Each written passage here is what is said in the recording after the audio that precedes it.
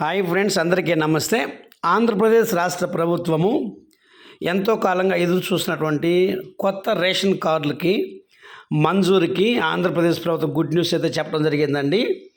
నేటి నుండి ఆంధ్రప్రదేశ్ రాష్ట్ర వ్యాప్తంగా అన్ని జిల్లాలలో కూడా ఎవరికైతే కొత్త రేషన్ కార్డు కావాలో ఉన్నటువంటి యొక్క పేరు ఒకవేళ ఉమ్మడి కుటుంబం నుంచి వేరుపరచబడి కొత్త రేషన్ కార్డుకి అప్లై చేసుకోవాలన్నా మరి తగినటువంటి అన్నీ కూడా ఆధారాలతో మనం వెళ్ళి సచివాలయంలో కలిస్తే కొత్త రేషన్ కార్డులు వివాహం అయి ఉండి మ్యారేజ్ సర్టిఫికెట్లు ఉన్న ఆంధ్రప్రదేశ్ రాష్ట్ర వ్యాప్తంగా కూటమి ప్రభుత్వం అధికారంలోకి వచ్చిన తర్వాత అందరికీ కొత్త రేషన్ కార్డు తీసుకోవటానికి ఆంధ్రప్రదేశ్ రాష్ట్ర ప్రభుత్వం అయితే గుడ్ న్యూస్ అయితే ప్రకటించింది.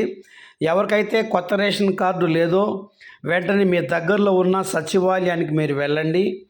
ఆంధ్రప్రదేశ్ రాష్ట్ర పౌర సంబంధాల శాఖ మంత్రి నాదెండ్ల మనోహర్ గారి యొక్క మాటల్లో మనం విందాం.